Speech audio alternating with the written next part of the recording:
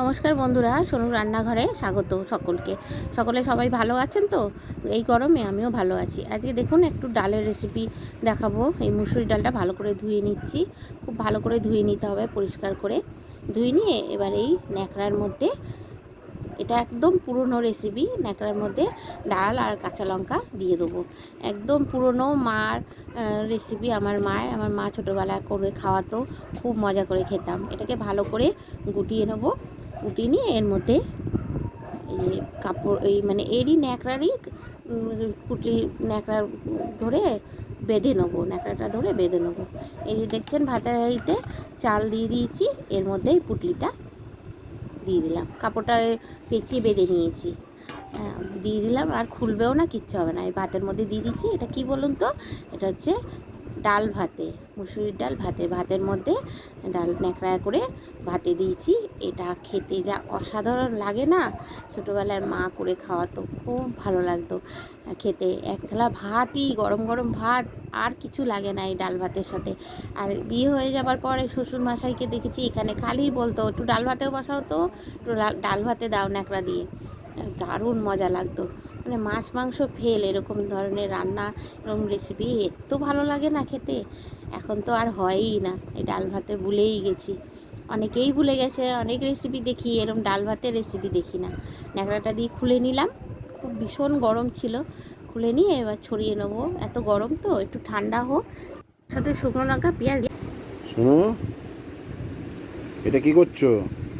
এদিকে আসো, দেখাও বন্ধুদের একটু। এই যে মুসুরির ডাল ভাতে দিয়েছি, এই যে শুকনো লঙ্কা আর নুন দিয়ে মাখছি। শুকনো লঙ্কা, নুন, পেঁয়াজ, তেঁতুল দিয়ে হ্যাঁ, মুসুরির ডাল মাখা ভাতে হচ্ছে। হেভি লাগে খেতে, বলো?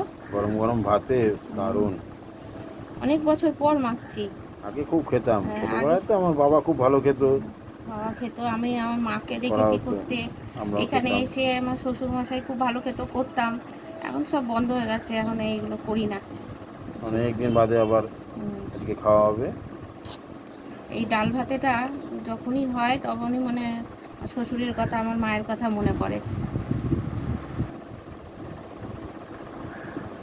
অল্প একটু মাখবো আর কিছুটা রেখে দেবো, কেন তোমার মা তো শুকনো লঙ্কা খাবে না।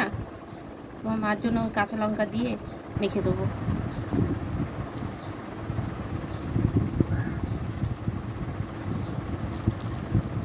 ভালো করে চটকে চটকে মেখে নিলাম। এবার মাখাটা ভালো করে মাখতে হবে, তাহলে এর স্বাদ আরও বেড়ে যায়। খুব ভালো করে মেখে নিলাম, মাখা হয়ে গেছে। এবার খাওয়ার পালা, সবাই মিলে খাবো। ওদেরকে আগে দিয়ে দেবো, তারপরে আমি খাবো। আজ ভাতে হয়েছে অনেক রকম। এটা হচ্ছে নিম পাতা আলু ভাতে, ওটা ডাল মাখা, আর এটা আমার শাশুড়ি মায়ের জন্য ডাল মাখা, লঙ্কা, কাঁচা লঙ্কা সিদ্ধ আর তেল দিয়ে। এই যা গরম পড়েছে, এই ভাত মাখায় খাওয়াটা হেভি লাগে। এরম সিদ্ধ ভাত করে খাবেন, খেতে খুব মজাও লাগে। এরম নিম পাতা ভেজে গুঁড়ো করে নিয়ে তারপরে আলু সিদ্ধ দিয়ে মেখে নিয়ে খেতে হেভি মজা লাগে এই গরমের মধ্যে, দারুণ লাগে। এবার ডাল মাখা, ভাত মাখা খাবো, এটাও খেতে হেভি মজা। বন্ধুরা এরমভাবে খেয়ে দেখবেন, ভালো লাগলে আমার এই রেসিপিটা একটু লাইক করবেন, একটু শেয়ার করে দেবেন, আর একটু সাবস্ক্রাইব করে দেবেন। আর কমেন্ট বক্সে জানাবেন কারা এরকম ডাল ভাতে খেয়েছেন ন্যাকড়া দিয়ে, একটু জানাবেন, তাহলে আমার খুব ভালো লাগবে। টাটা বন্ধু।